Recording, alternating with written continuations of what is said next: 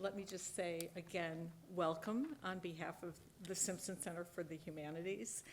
This is a very special occasion for us tonight. Each year, the executive board of the Simpson Center selects one of our faculty members to be our Katz Distinguished Lecturer in the Humanities. It's our highest public tribute to groundbreaking work in the humanities, named after Solomon Katz. Some of you will have been to previous lectures and know that he was an admired chair of our Department of History.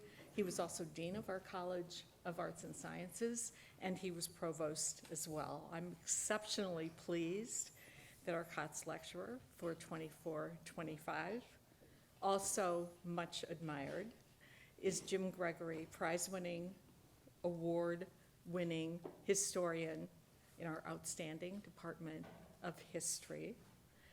His awards include the inaugural Barclay Simpson Prize for Scholarship in Public, about which I'm going to say basically 2 sentences.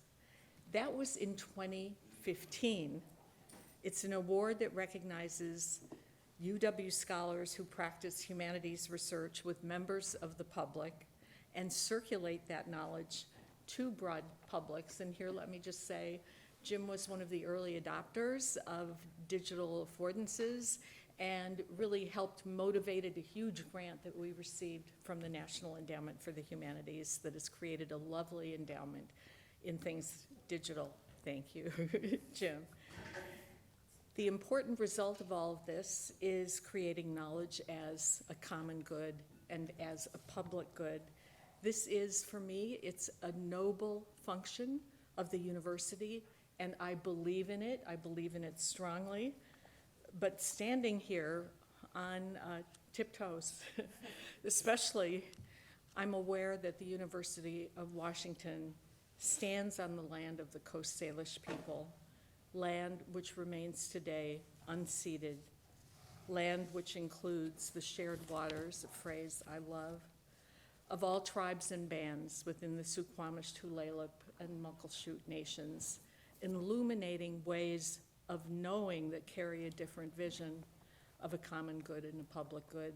Jim Gregory is absolutely and acutely conscious of this history, having studied to decisive public effect restrictive housing covenants in Seattle, a shared history.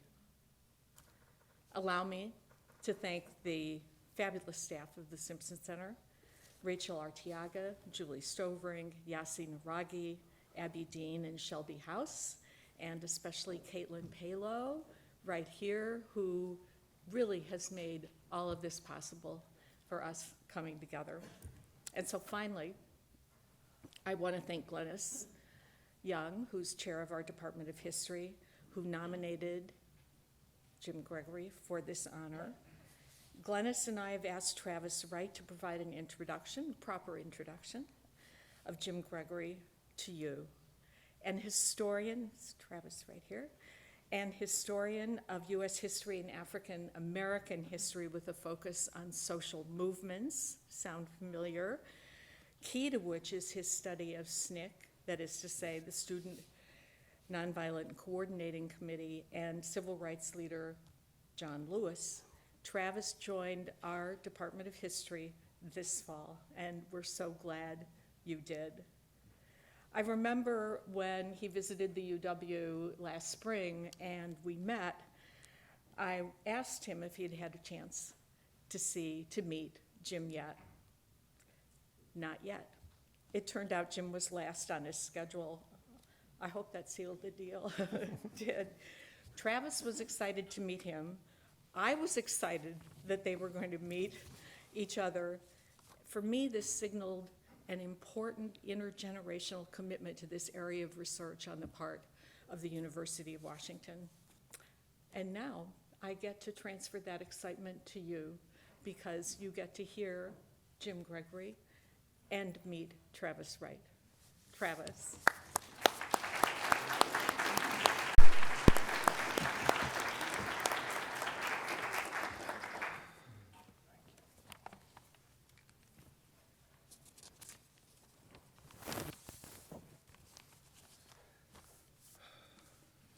I was gonna make a joke about how it was so nice to see so many familiar faces, but now the lights are off, I can't see anyone.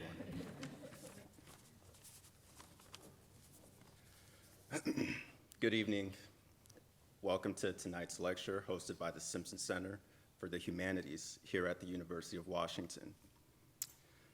Our speaker today poses a question that resonates deeply with this region and holds broader significance for understanding American politics. How did the West Coast come to be known as the Left Coast, and what is the legacy of that today?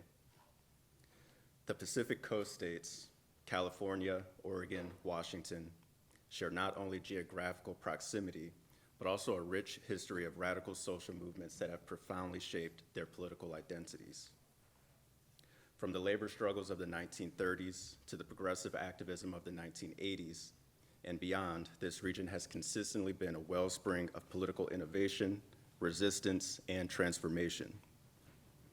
Today's talk will dive into that history, exploring how and why West Coast radicalism has wielded influence far beyond other regions with similar blue state traditions. To guide us through this fantastic topic, we're fortunate to have Dr. Jim Gregory, renowned professor of U.S. history here at the University of Washington and president-elect of the Pacific Coast branch of the American Historical Association. He's also the former director of the Harry Bridges Center for Labor Studies and served as the president of the Labor and Working Class History Association. Dr. Gregory's work explores the intersections of labor, migration, and radical movements in shaping 20th century America. His award-winning books, including American Exodus and the Southern Diaspora, have transformed how we understand migration and its influence on culture and politics in the U.S. More recently, his innovative work with the Mapping American Social Movements Project has offered new insights into the geography of radicalism, using interactive tools to illuminate the networks and legacies of social movements across the nation. Beyond his scholarship, Dr. Gregory has made a profound impact through his community work, including the groundbreaking Racial Restrictive Covenants Project. His leadership on this initiative contributed to new legislation and earned him the prestigious 2024 John Lewis Award for History and Social Justice. In other words, his work not only deepens our understanding of history and politics, but also actively contributes to legislative policies designed to improve the lives of those from vulnerable communities. On a personal note, let me add that as someone who has spent the better part of a decade, I know I don't look that old, studying John Lewis and studying SNCC and John Lewis, I can say with all certainty that Dr. Jim Gregory fully exemplifies the principles and ideals of SNCC and the late John Lewis. His dedication to uncovering histories that empower marginalized communities and to turning scholarship into actionable change is the exact type of work John Lewis characterized as good trouble.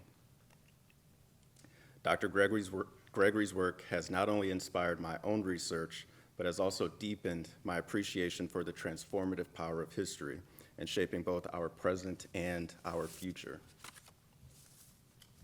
Today's lecture, titled Left Coast Rising, the Making of a Regional Political Tradition, offers us an opportunity to reflect on the unique political culture of the West Coast and its enduring impact on American democracy.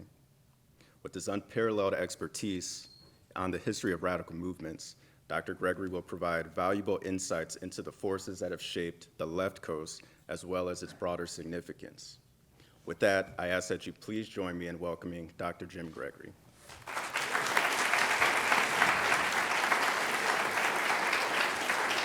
Thank you. That's wonderful. Thank you.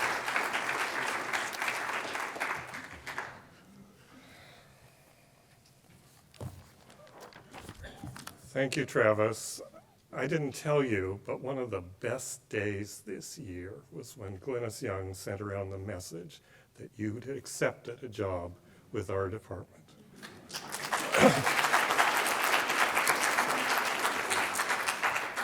And before anything else, I want to say a word or two about two people who've made so much of what we all value possible.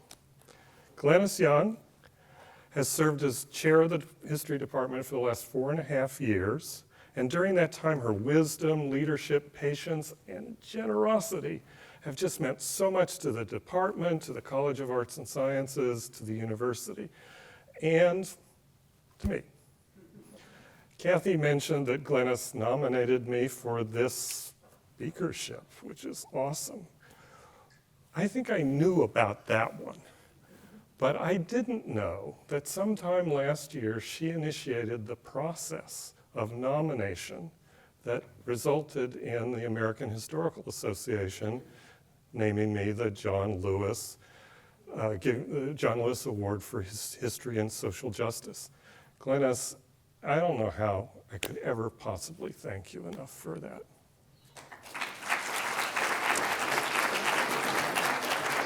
And speaking of generosity, some of you may know that Kathy Woodward has announced that she will be ending her tenure as director of the Simpson Center after 23, 24 years.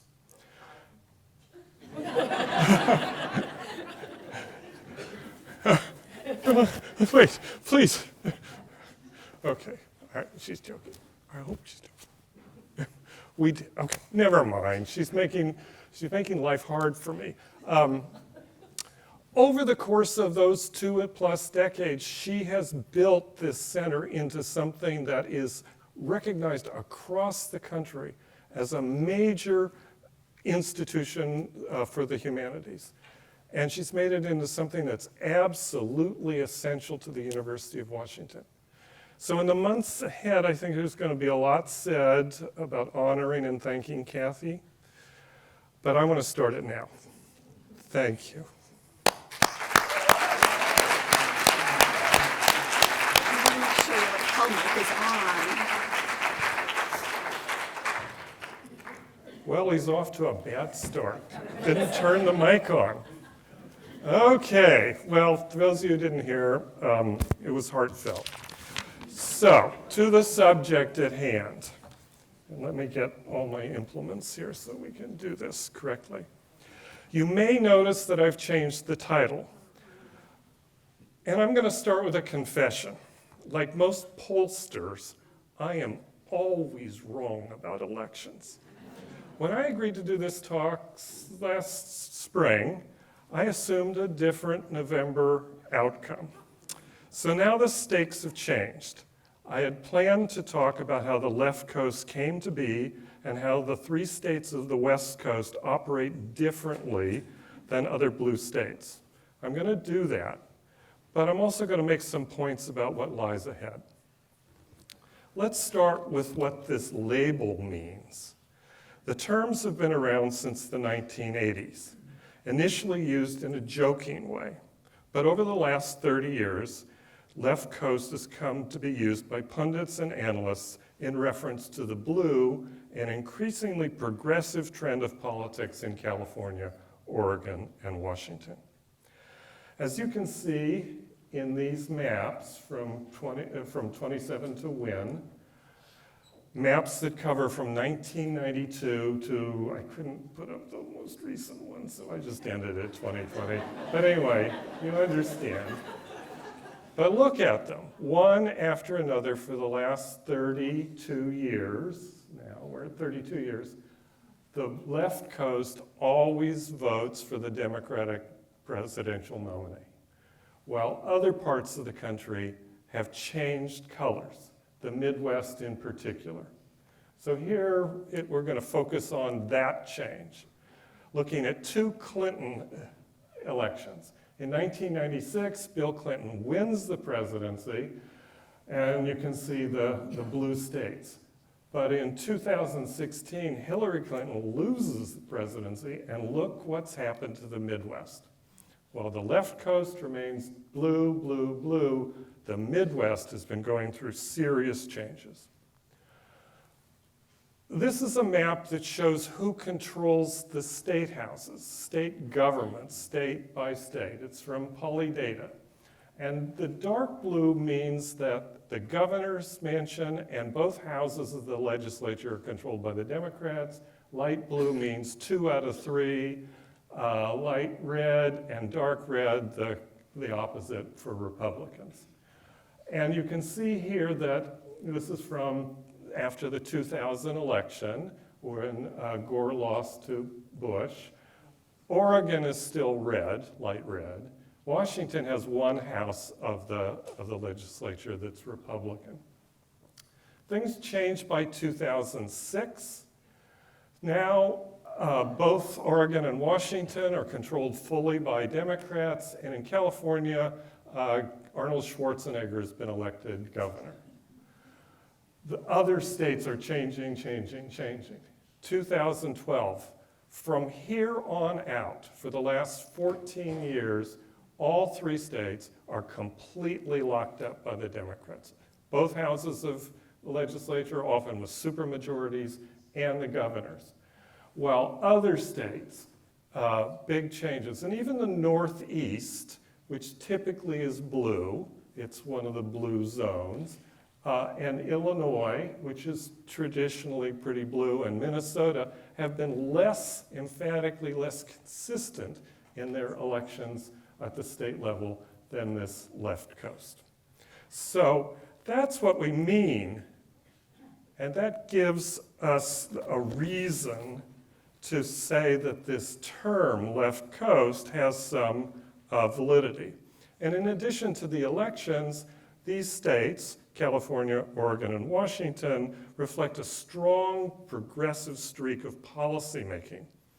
They have among the toughest environmental laws, the highest minimum wage laws and other workplace protections. They have strong abortion protection and other health care regulations. And unlike most states, they have state laws protecting LGBTQ folks from discrimination. So the left coast label currently makes sense, but it wasn't always so. I want to talk about how these three states became so blue and take it a step further. These states are accustomed to a left-wing presence that's not true in all Democratic majority states.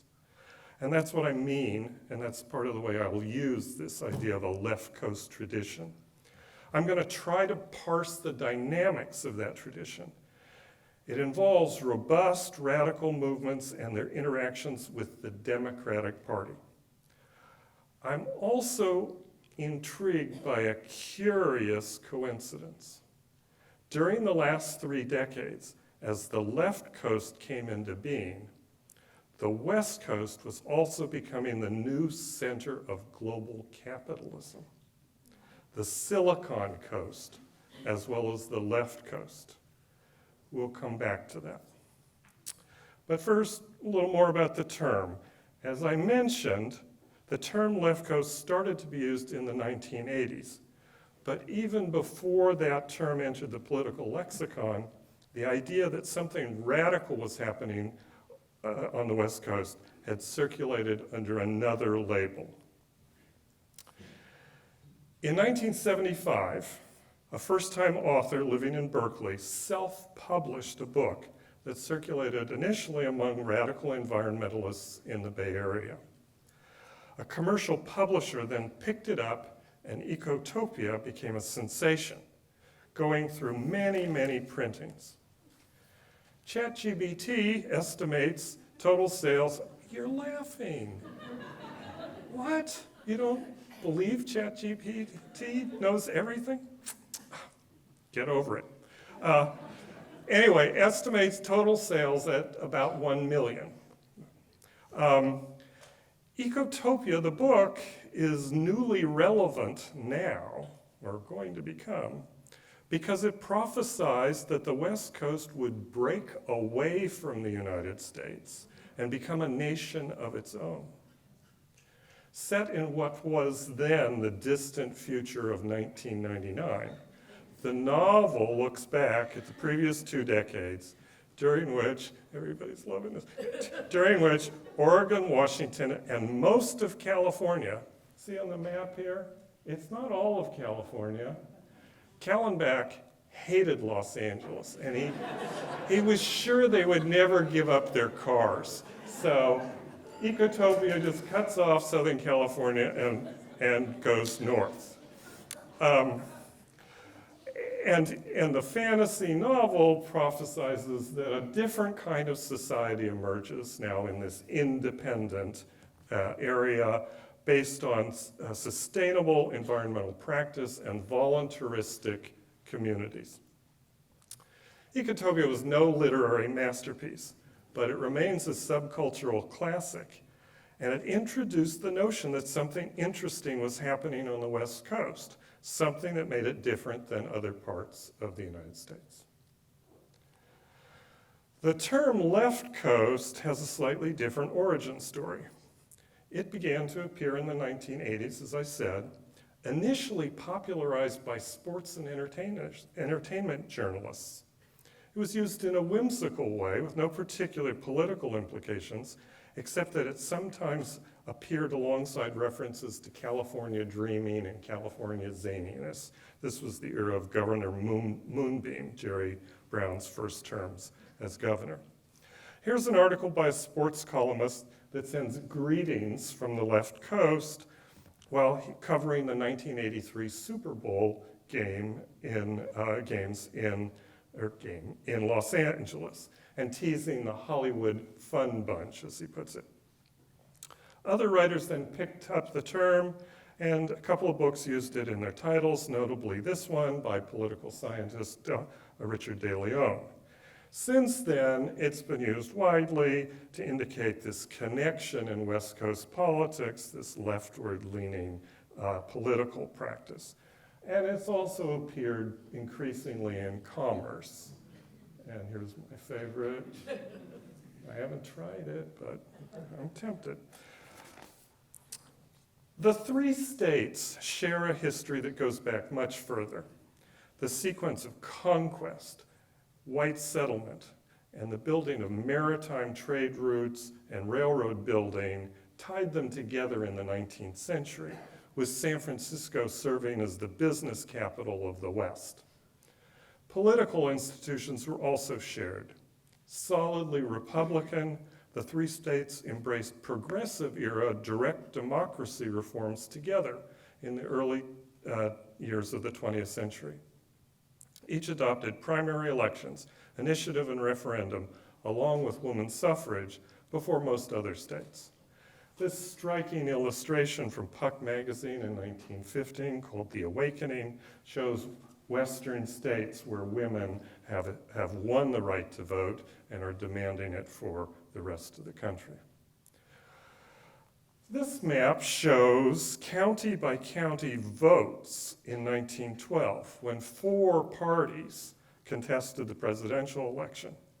I've combined the votes of Teddy Roosevelt's Progressive Party and Eugene Debs' Socialist Party. Green means that the combined votes led in a county, outnumbering Republicans and Democrats. And you can see the progressive zone along the West Coast, also along the Great Plains, are areas where these left tendencies showed up in electoral politics. So, okay, now let's define terms. The title of this talk refers to a regional political tradition and implies that left-wing radicalism has something to do with it. I'm not arguing that these are left-wing states, or that radicalism has ever been a dominant force in any of them. Instead, I'm going to puzzle the relationship between dominant political parties, the Democratic Party, and radical movements, arguing that leftists have been able to maneuver in ways that have been influential at key moments in the last century, and differently here than in most other places. That's not always helped the Democratic Party, because in pushing that party to the left, forceful radical movements have created openings for Republicans at many points in our story, as you'll see. Now, my definition of radical movements is slippery. If you think about the left without environmental movements, you're missing half of it. Environmental activism started with the Sierra Club and continuing through the eco-radical movements that have been active since the 1970s has been first and foremost a West Coast project. They've made bigger impacts on public awareness, politics, and policy here than almost anywhere else. Labor radicalism forms another strand of the West Coast left, dating back to the Knights of Labor in the 1880s, then the IWW and Socialist Party in the early 20th century, through the CIO and Communist Party of the New Deal era. Since the 1960s, radicalism has been different, consisting of a dozen different causes. Civil rights movements, Black, Brown, Asian, Indigenous movements, women's rights, LGBTQ movements, disability rights, anti-war movements, and a forest of environmentalist movements. I'm going to try and keep track of this and explain how this elastic left has helped shape a distinctive regional political tradition. In doing so, I draw on political science and political geography theories, and on my own work on the subjects of American social movements and migration history. And here's what's complicated about my argument. Traditions, and we're talking about the making and maintaining of a tradition. Traditions are typically transmitted through family and close community relations. That's easiest in stable communities. But the West Coast has been one of the least demographically stable parts of the country. Migration has been constant in the three states and at a scale that affects politics. Decade after decade, the majority of voting age residents are born elsewhere, either another state or another nation. How then can a political tradition be maintained? That's our puzzle. And I'm going to argue that it has a lot to do with the particular patterns of migration that we've seen in the last half century. Okay, that's the intro. Now let's do a little history. I'm going to talk about how the left-wing movements interacted with the Democratic Party in these three states over several generations. It began in 1934 and has been a rocky marriage, radicals and the Democratic Party, rocky marriage ever since. Before 1934, radicals almost never worked with the Democratic Party, the party of the Confederacy, the party of the Jim Crow South, of corrupt machines in northern cities. Radicals before the 1930s used third parties in electoral contests, the Socialist Party, or farmer labor parties, or progressive parties. But in California, in 1934, the socialist author Upton Sinclair saw an opening for a different strategy. He invaded the state's Democratic primary and won the nomination for governor with a visionary program he called EPIC, you can see End Poverty in California, a plan to remake the state's economy along vaguely socialist cooperative lines. The results were lasting. Sinclair lost the governor's race, but other EPIC candidates won seats in the legislature and later in Congress and established an organized left-wing presence in the Democratic Party of California. And that would last until the Cold War Red Scare. Radicals in Oregon and Washington quickly set up parallel campaigns. In our state, the organization was initially called End Poverty in Washington, but changed the name to the Washington Commonwealth Federation, as did the Oregon Commonwealth Federation. These pages from the Commonwealth Federation newspaper in 1934 and 1936 give some sense of the organization's effectiveness. The WCF candidate for governor did not win in 1936, despite the headline, but the Federation elected a string of congressmen and legislatures while passing pro-labor and social welfare legislation and turning the Democratic Party in the state strongly to the left.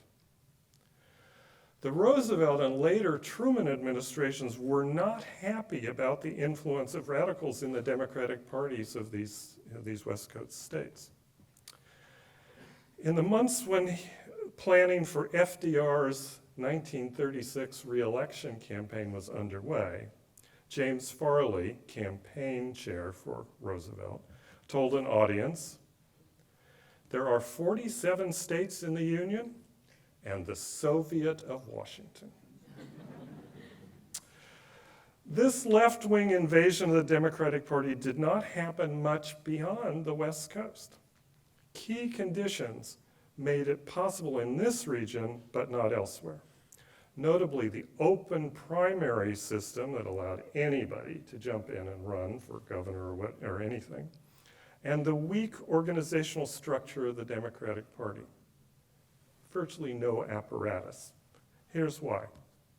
Democrats had never been strong in the West Coast, and as late as 1930, there were no, as in 0 Democrats in statewide office, holding statewide office in the 3 states, and very few in the legislature.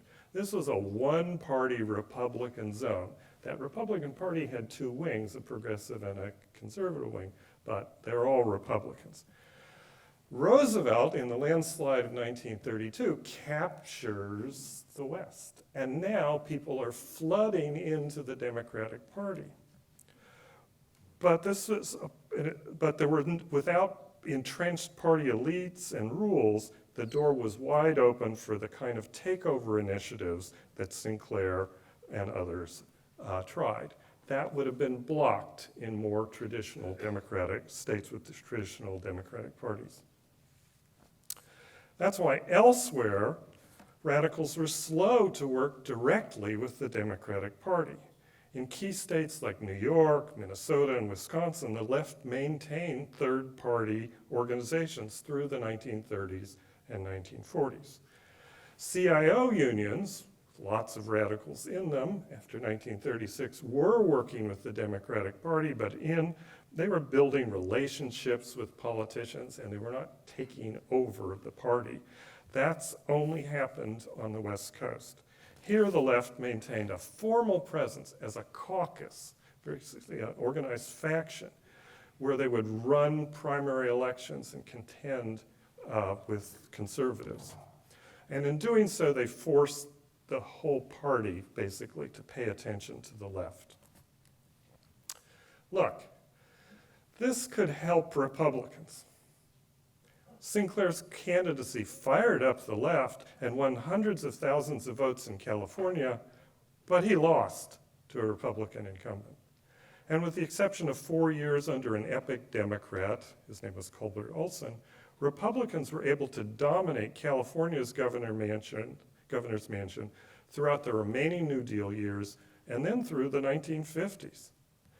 What I'm saying is that the radical invasion worked in 2 ways, turning Democratic parties to the left, but hurting their chances to win statewide races for governorships and others, or win control of legislatures.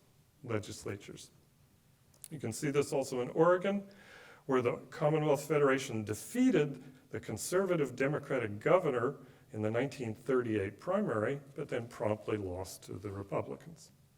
Republicans then continued to dominate that state for the next 2 decades.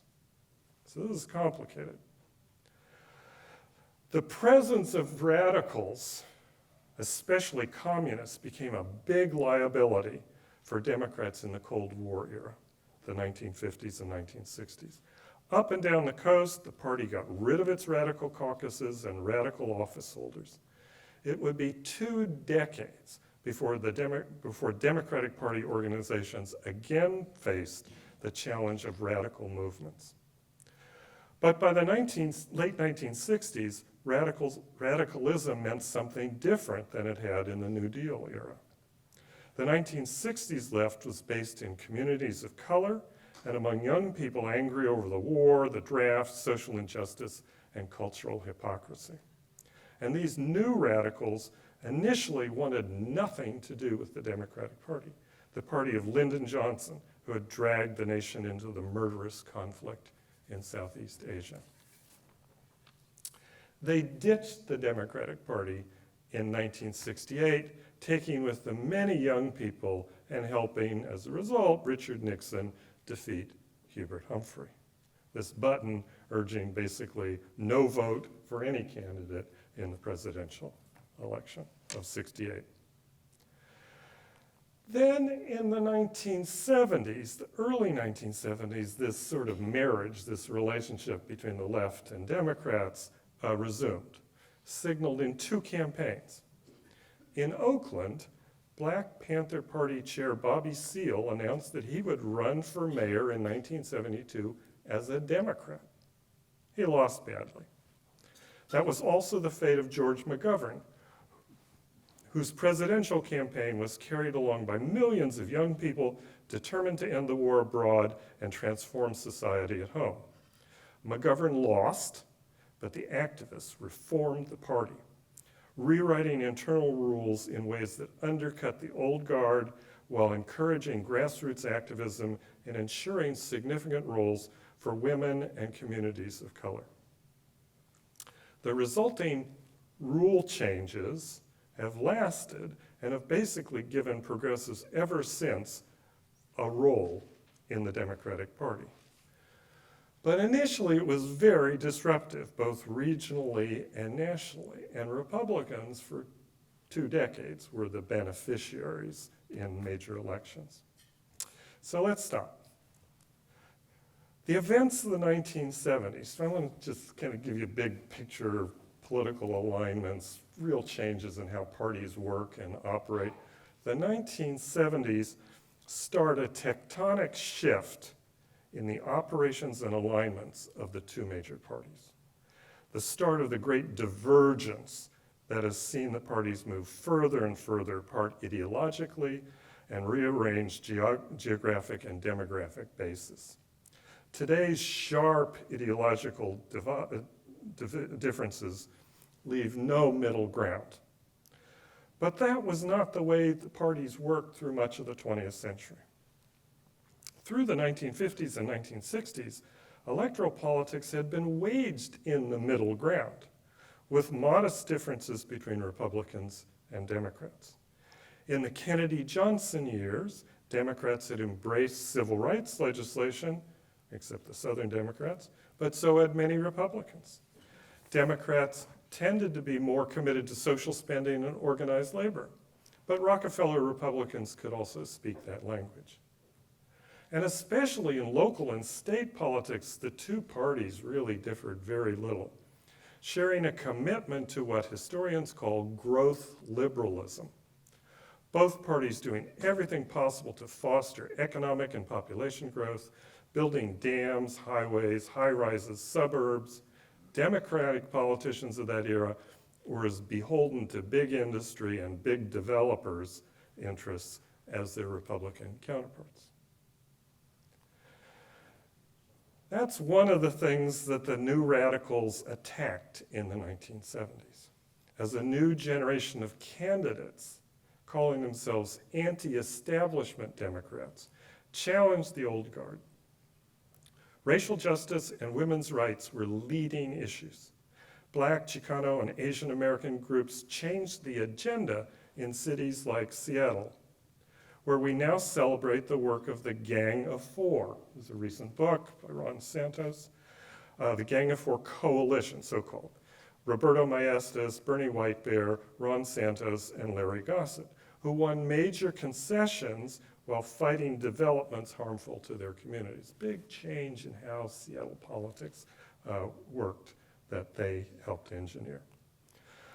Feminists were even more eagerly embracing electoral politics through the Democratic Party. The National Women's Political Caucus, launched in 1971, trained women to run as candidates in local, state, and national elections. The Campaign for Abortion Rights and for the Equal Rights Amendment galvanized women by the hundreds of thousands who pressured politicians in both parties, especially Democrats.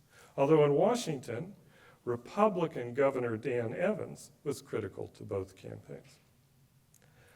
Something else was happening in these years that would decisively reshape West Coast politics. Environmentalism as a political force, first in California, with John Muir and the Sierra Club's campaigns to create national parks and mountains and forests. But in 1969, an oil spill in the Santa Barbara Channel gave rise to another kind of environmental activism, more visionary, urgent, and militant, ready to fight against the prevailing politics that privileged techno-industrial growth and economic development.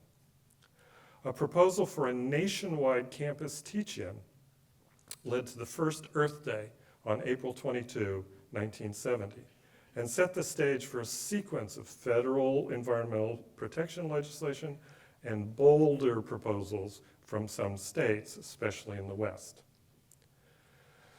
The Bay Area, Berkeley, Oakland, and San Francisco, nurtured this new movement, just as it had nurtured the counterculture in Haight-Ashbury and student radicalism, the Berkeley Free Speech Movement, and the Black Panther Party in Oakland. But the whole West Coast was soon involved. Greenpeace, initially based in Vancouver, British Columbia, was among the new organizations founded in the year after the Santa Barbara oil spill. Here you see Seattle Community College students kind of expressing their enthusiasm for Earth Day, I guess.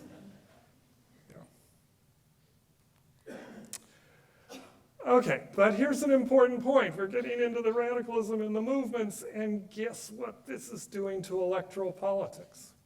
The Republicans now have huge advantages and are going to be dominating. All 3 states will remain in Republican hands. In 1976, Jimmy Carter runs for president and wins as a Democrat. But he loses, as you can see, the West Coast. Reagan wins the whole West Coast and most of the nation in 1980 and 84. In 1988, George Bush splits the West Coast, as you can see. What you're seeing here is the weakness of the Democratic Party in this period of transition. As radicals are pushing new agendas on the party, it's not going to win elections on a broad scale. On a local scale, yes, but not on a broad scale. The Democratic Party, the weakness of the Democratic Party in this period derived from the complexity of the new commitments and agendas.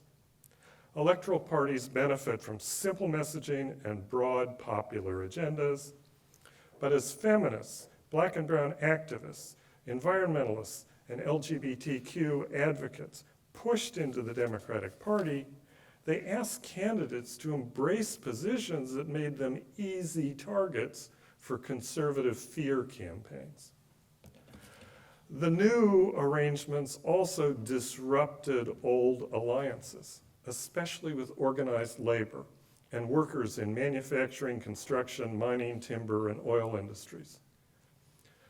The point is that it was going to take time to translate this new, unwieldy, different agenda and new wing of the Democratic Party into a winning electoral formula.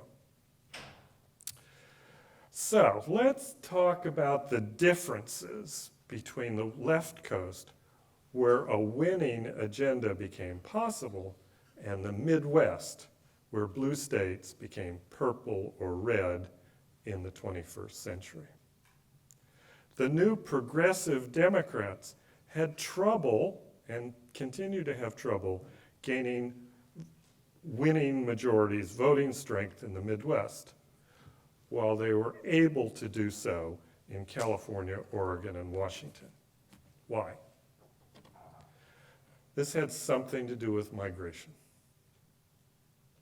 Look at these maps we have of the 2 states. Let's compare. Wisconsin and Washington once had much in common. In 1980, their populations were close, 4.1 million in Washington, 4.5 million in Wisconsin, each more than 90% white.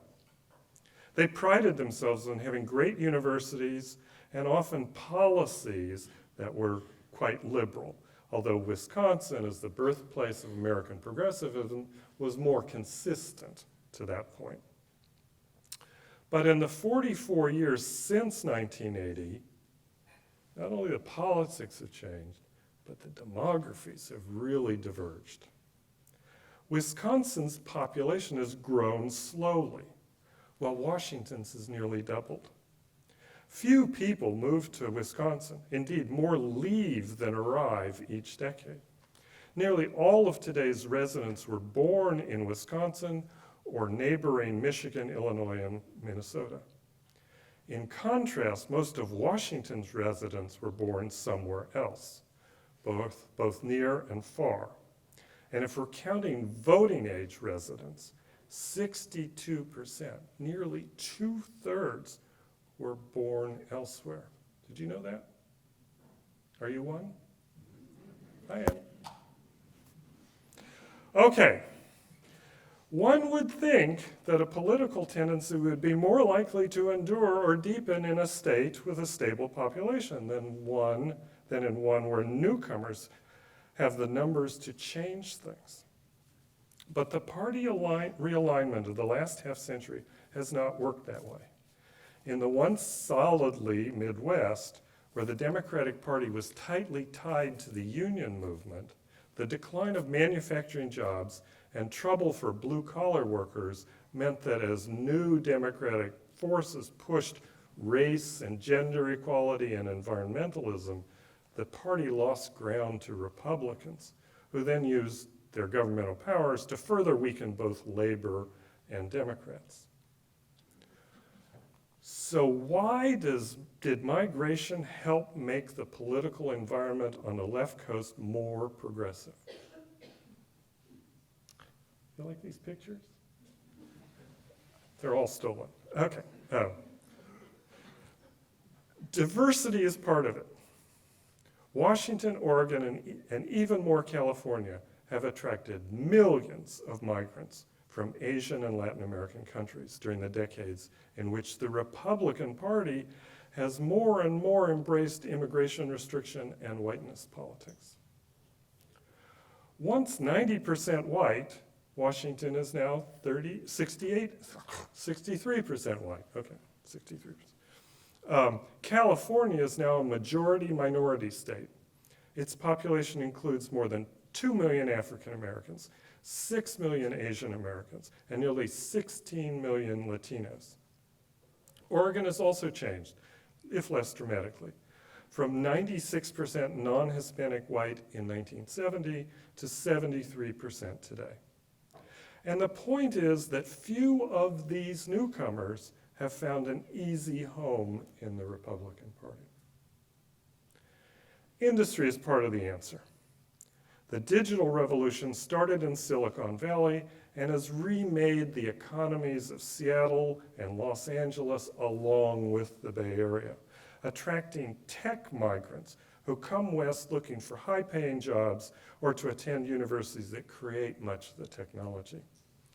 Most of the tech migrants have been young, highly educated, and in a field that worships experimentation and change.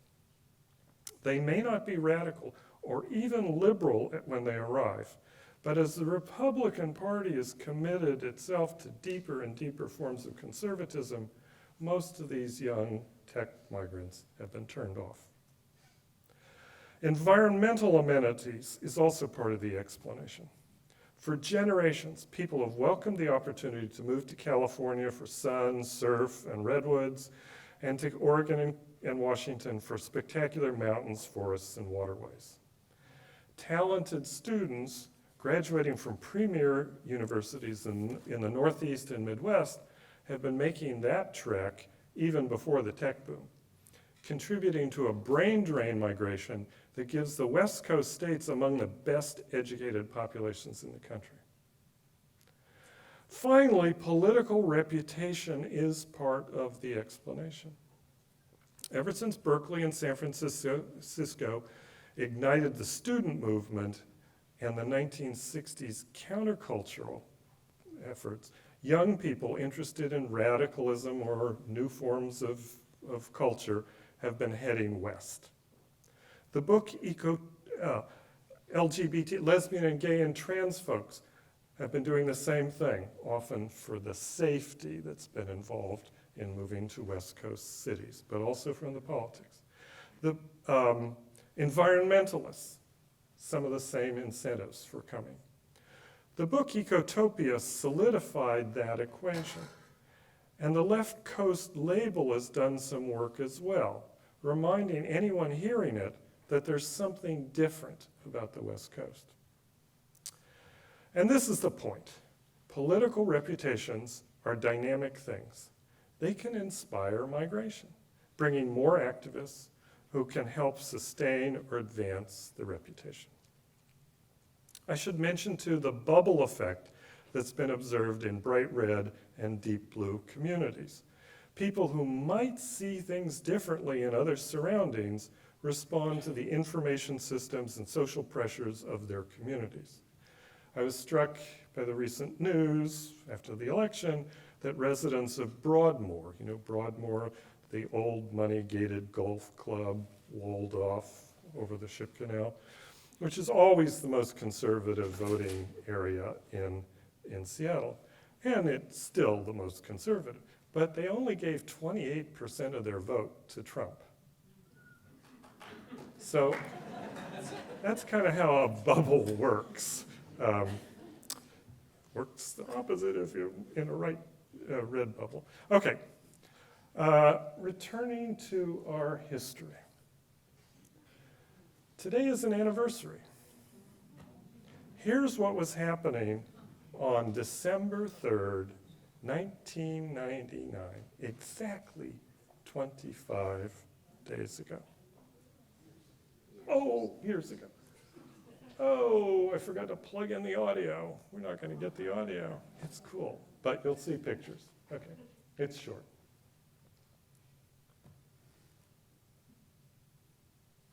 And it's moving pretty fast there. Well, that's not what we wanted. Okay, anyway, you get the point. 25 years ago, Seattle streets.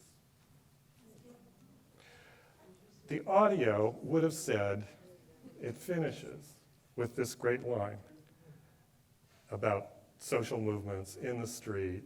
It says, it had to start somewhere. And that's the point. It started here.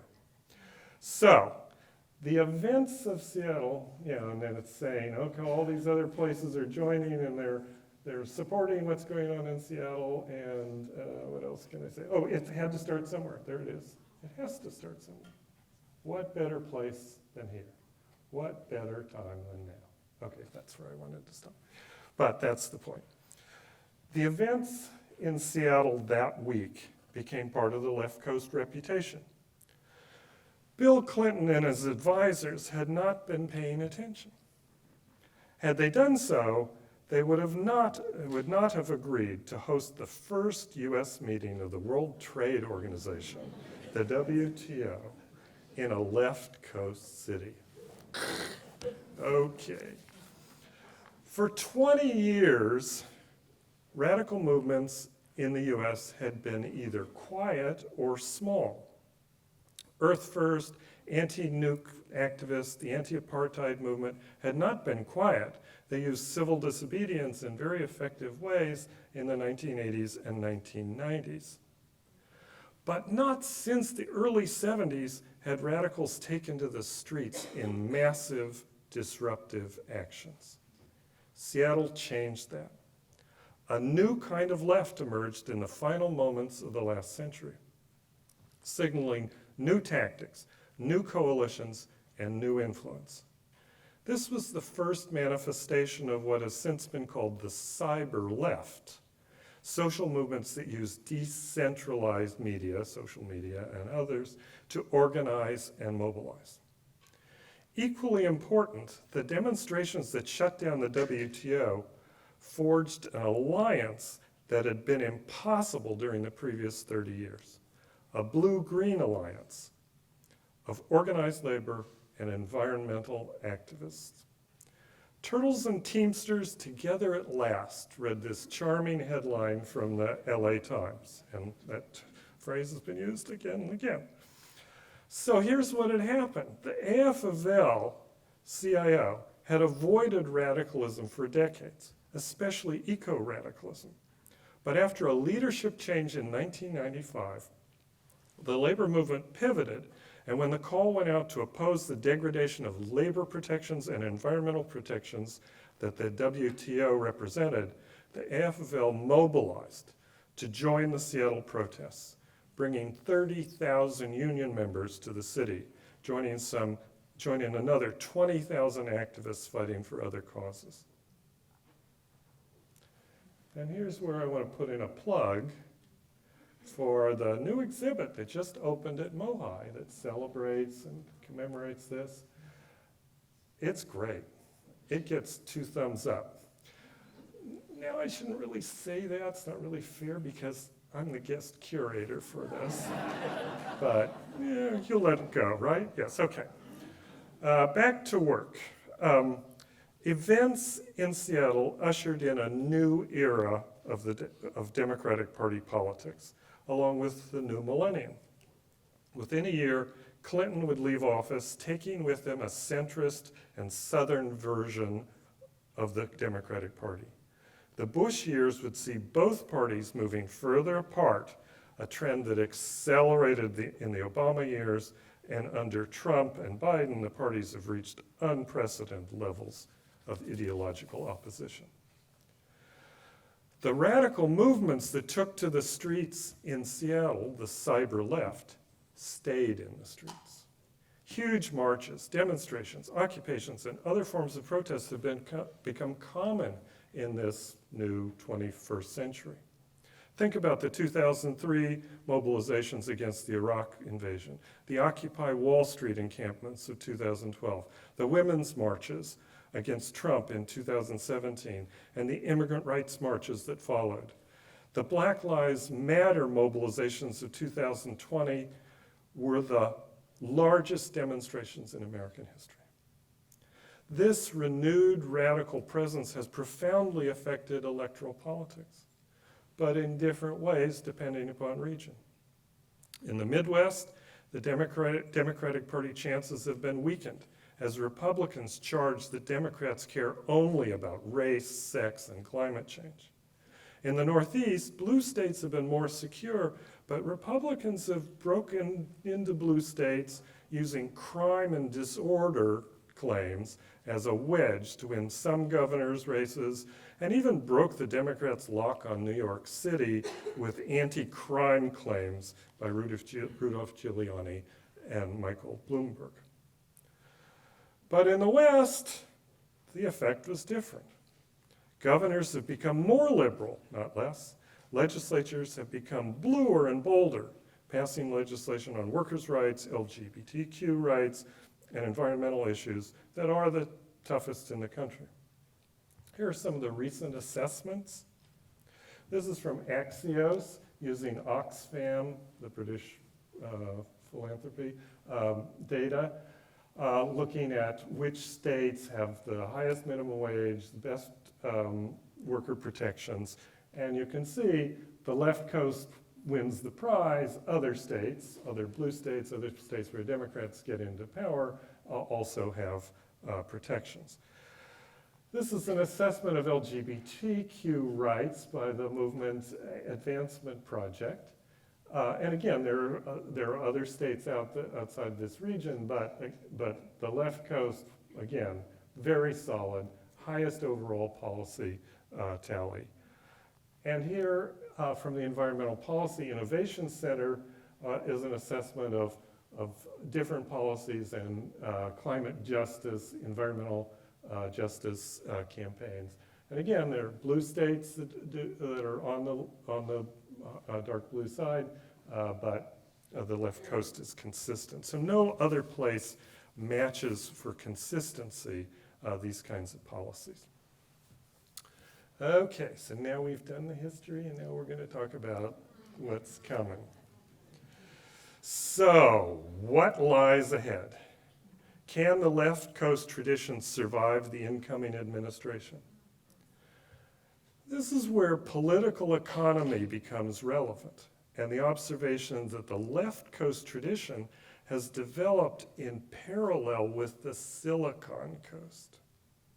In the last 3 decades, the West Coast has become the center of techno-capitalism, birthplace of the new technologies and corporations that dominate the digital age.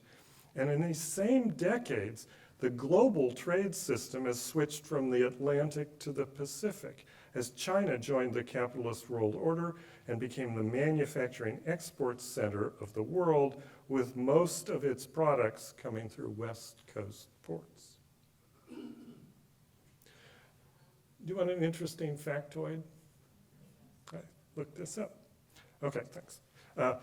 The economy of the 3-state region generated a GDP of about $5.2 trillion in the most recent estimates, which means it's the 3rd largest in the world after the rest of the United States and China.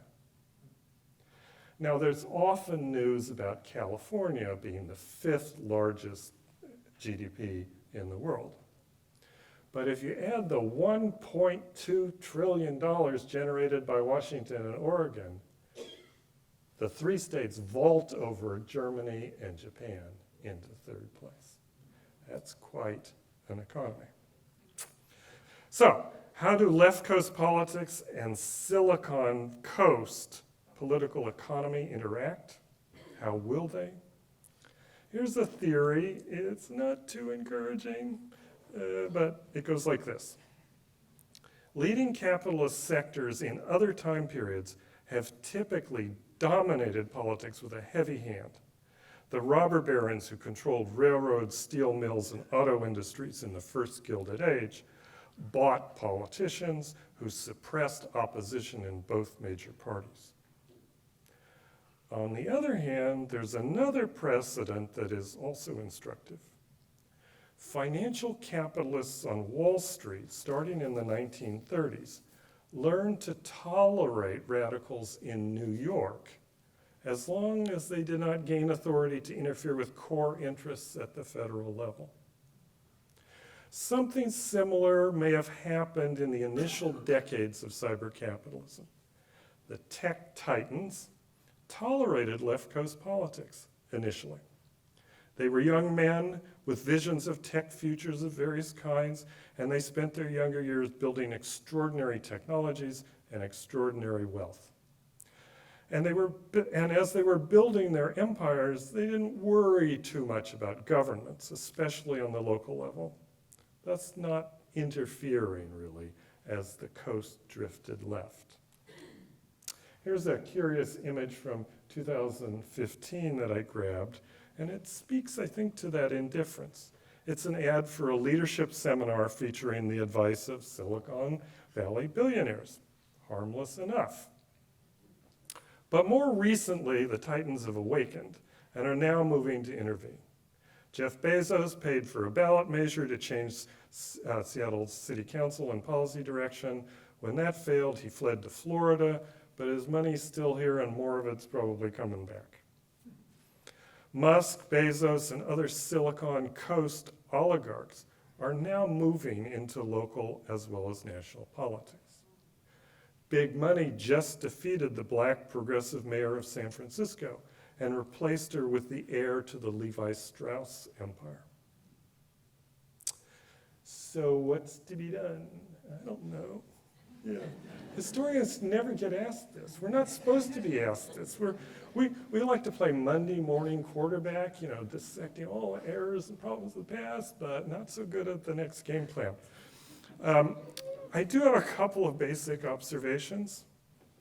And the key one, I know everybody in this room knows this, but everybody who's in a position of authority in the governments of these 3 states and at the universities in these 3 states knows what's coming.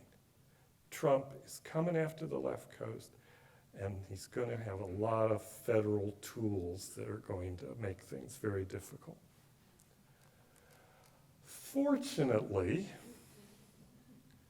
all 3 states have governors who are veterans of fighting Trump's policies in the first term. And they are preparing. Governor Newsom called the special session of California legislature into session yesterday to prepare resources to resist.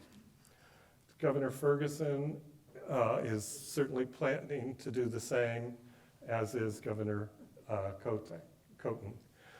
So the people, the politicians at the top and the legislatures are at the moment on the alert, and that's a good thing. For the rest of us, there's some basic rules. And this goes for individuals, this goes for organizations, this goes for universities like this one especially, and government agencies. No premature capitulation. No premature capitulation. That's a term that Timothy Snyder uses to warn about the syndrome that facilitates authoritarian regimes. Rushing ahead to dismantle programs that are going to come under assault, like diversity programs at universities or free speech practices, helps not at all. It merely undermines morale and solidarity. Second, despair and fatalism are fatal conditions. Whatever is coming, we'll get through it. This historians know, because we know the bad times don't last, neither do the good times, but anyway, hanging tough and hanging together is key. 3, politicians need to hear from us. There are going to be huge incentives encouraging elected officials and university presidents to pull back, and candidates to run on soft and more conservative tones.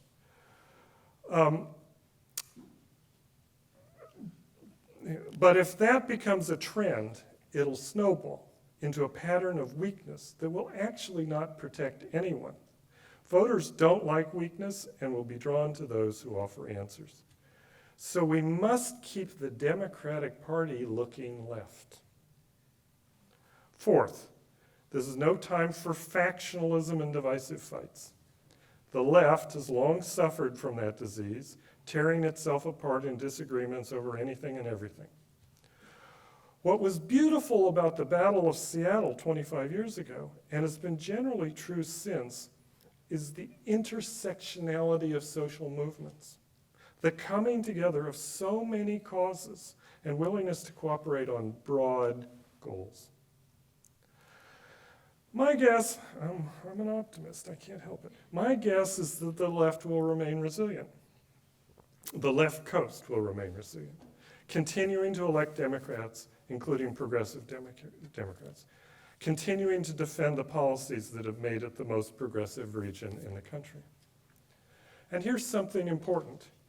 It will continue to attract migrants from red states who do not want to live under the intolerable conditions that MAGA Republicans are imposing. Trump refugees will come to the left coast, and like earlier political migrants, they'll add their voices and energies and make sure there's no retreat. And 2 years or 4 years from now, maybe voters in other states will come to their senses, and we will see elections nationwide go in our direction. Maybe. But if I'm wrong, there's another option. We can start rereading Ecotopia. In any case, we need to stay strong, hang tough, hang together. And you know, as a labor historian at a time like this, I think it's fitting to remember the famous last words of Joe Hill, the wobbly troubadour and labor martyr. Don't mourn, organize. Thank you.